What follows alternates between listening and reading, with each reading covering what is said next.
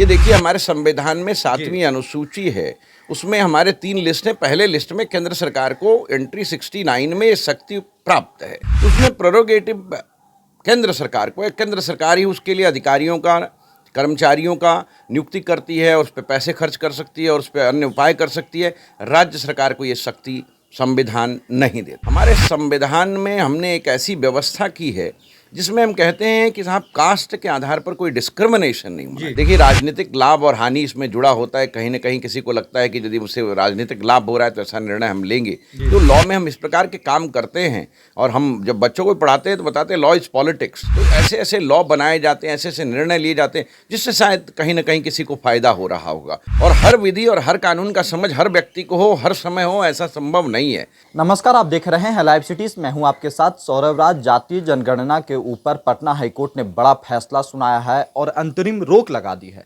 बिहार सरकार को भी बड़ा झटका लगा है, लेकिन क्या अब बिहार सरकार के पास आगे के रास्ते क्या हैं, इसके ऊपर विस्तार से बात करने के लिए देश के जाने माने कानून के शिक्षक हैं आलोक कुमार रंजन, इनसे विस्तार से बात करेंगे।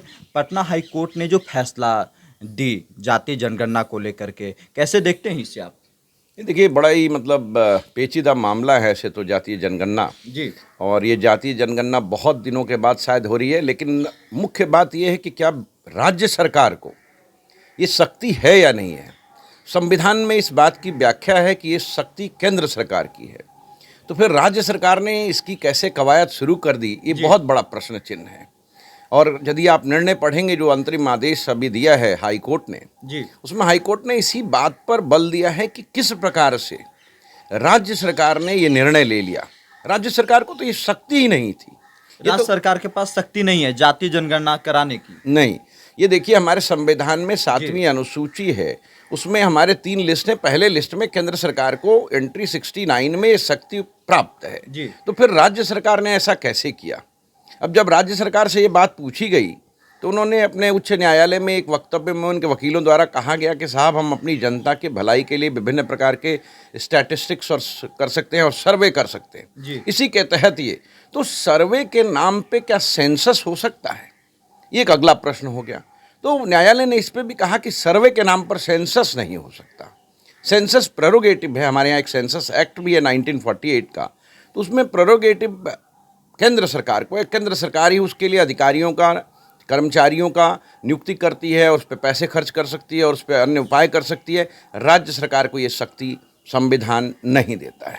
लेकिन बिहार सरकार के जो लोग हैं, जो प्रतिनिधियों कह रहे हैं कि हम आगे कराएंगे, क्या उनके पास आगे का कोई रास्ता है जो जातीय जनगणना कराए? देखिए लोग विभिन्न प्रकार के लाभ और हानि का आकलन करके इस प्रकार का निर्णय लेना चाहते हैं जी। लेकिन आपको पता हो कि संविधान सर्वोपरि है और यदि संविधान सर्वोपरि है तो संविधान से मैं भी बाध्य हूँ, आप भी बाध्य हैं, राज्य सरकार, केंद्र सरकार, देश की न्यायालय सभी बाध्य हैं। तो प्रश्न यहाँ ये उठता है कि क्या ऐसी कोई संविधान में व्यवस्था है या कोई विधि में व्यवस्था है जो राज्य सरकारों को ये शक्ति दे कि वो इस प्रकार का कार्य कर सके। मुझे जो प्राइमा फेसी समझ में आता है जी, जो मैंने पढ़ा है, जो मैं जानकारी रखता हूँ, उसमें मुझे नहीं लगता कि राज्य सरकार को ऐसी कोई विशेष शक्ति प्राप्त है कि वो सर्वे के नाम पर सेंसस करा ले, वो भी कास्ट सेंसस। सौरभ जी आपको पता हो जी, हमारे संविधान में हमने एक ऐसी व्यवस्था की है जिसमें हम कहते हैं कि साहब कास्ट के आधार पर कोई डिस्क्रिमिनेशन नहीं होना चाहिए। और आप कास्ट डिस्क्रिमिनेशन की ओर चल रहे हैं, कास्ट को उभारना चाहते हैं, कास्ट को लाना एक बड़ा मुद्दा बन गया। ये एक संवैधानिक एक जटिल मुद्दा है। फिर दूसरा मुद्दा इसमें ये भी आता है कि आप सबको कास्ट बताएंगे, कह रहे हैं कि सबके साथ ये शेयर किया जाएगा डिटेल, तो ये संवैधानिक और विधिक रूप से कितना उचित कितना अनुचित होगा, ये भी बड़ी देखने वाली बात होगी, क्योंकि ये राइट टू प्राइवेसी का भी प्रश्न रेज करता है। आपको पता होगा हमारी निजता का अधिकार है जी। कहीं ऐसा तो अब नहीं कि हमेशा के लिए जातीय जनगणना पे एक ब्रेक लग गया? देखिए ये कहना तो बिल्कुल ही अभी उपयुक्त नहीं हुआ कि हमेशा के लिए रोक लग गया, लेकिन प्राइमा फेसी तो संविधान और विधि में जब शक्ति नहीं है जी, तो आप इस बात को कैसे करेंगे, क्या हो सकता है? राज्य सरकार के पास ये ताकत नहीं, राज्य सरकार के पास ये शक्ति नहीं है। मैंने स्पष्टता से आपको बताया, ये हमारे लिस्ट 1 के एंट्री 69 में आता है। राज्य सरकार को शक्ति है, कुछ स्टैटिस्टिकल डेटा कलेक्ट कर सकती है किसी सिटीजन के और अपने नागरिकों के भलाई के काम के लिए। तो क्या स्टैटिस्टिकल डेटा को कलेक्ट करने के नाम पर कास्ट सेंसस हो सकता है? ये एक बहुत बड़ा प्रश्न बनेगा। क्योंकि बिहार सरकार एक कदम उठाई कैसे? नहीं, देखिए, अपने राजनीतिक लाभ और हानि के लिए हर पार्टी को अधिकार होता है इस प्रकार के काम करने का। तो देखिए, राजनीतिक लाभ और हानि इसमें जुड़ा होता है। कहीं न कहीं किसी को लगता है कि यदि उससे राजनीतिक लाभ हो रहा है तो ऐसा निर्णय हम लेंगे ना। लॉ भी एक प्रकार की राजनीति है, तो लॉ में हम इस प्रकार के काम करते हैं। और हम जब बच्चों को पढ़ाते हैं तो बताते हैं लॉ इज़ पॉलिटिक्स। तो ऐसे ऐसे लॉ बनाए जाते हैं, ऐसे ऐसे निर्णय लिए जाते हैं जिससे शायद कहीं ना कहीं किसी को फायदा हो रहा होगा। तो शायद इसी रणनीति के तहत, और उसको नाम दिया जाता है सोशल जस्टिस का। सोशल जस्टिस की बात आती है, सोशल जस्टिस बहुत अच्छी चीज़ है। समाज में समानता होनी चाहिए, लेकिन समानता लाने का आधार क्या होगा, उसके उपाय क्या होंगे, उसकी नियम क्या होंगे, उसकी नीतियां क्या होगी, इस पे बहस चलता रहेगा। आगे भी लोग जाएंगे, पटना हाई कोर्ट और सुनवाई करेगी, पूरी तरीके से बेंच बैठेगी, सुप्रीम कोर्ट भी आ सकते हैं। क्या आपको लग रहा है कि बिहार सरकार को हार मिलेगी या जीत मिलेगी? देखिए, अभी तो पटना हाई कोर्ट के माननीय मुख्य न्यायाधीश ने जी और न्यायमूर्ति श्री मधुरेश प्रसाद ने निर्णय दे दिया है। जी तो पटना उच्च न्यायालय तो इस पर 3 जुलाई को फिर से सुनवाई करने जा रही है। तो अभी देखना होगा कि पटना उच्च न्यायालय उस दिन क्या निर्णय देती है। लेकिन प्राइमा फेसी उन्होंने एंट्रीम स्टे लगा दिया है और उन्होंने बात को स्वीकार कर लिया है कि ये शक्ति आपके पास नहीं है। उन्होंने राइट टू प्राइवेसी का भी मुद्दा स्वीकार किया है। उन्होंने यहाँ तक कि वित्त की भी इसमें बात की गई कि पैसे ये खर्च करने का अधिकार, 500 करोड़ रुपए लग रहे हैं। और फिर सेंसस एक्ट 1948 में ये अधिकार जो है कर्मचारियों और अधिकारियों को नियुक्त करने का सेंसस के पर्पस से केंद्र सरकार को है, तो आपने कैसे किया?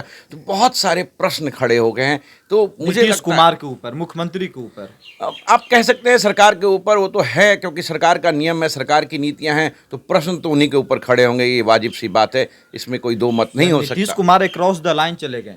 हाँ, नीतीश कुमार शायद विधि को समझ नहीं पाए या इस प्रकार की कोई बात हो गई, शायद ऐसा है, या उनके अधिवक्ता नहीं समझ पाए, क्योंकि उन्होंने जो तर्क दिया है वो माननीय उच्च न्यायालय ने भी स्वीकार नहीं किया। माननीय उच्च न्यायालय ने उनके तर्कों को खारिज कर दिया और माननीय उच्च न्यायालय ने विपक्षी पक्षों के तर्क को स्वीकार किया। तो इससे सरकार की हार तो भी प्राइमा नीतीश कुमार के पास विधि की समझ तो होगी, कहीं ऐसा तो नहीं कि जातिगत राजनीतिक लाभ लेने की कोशिश हो?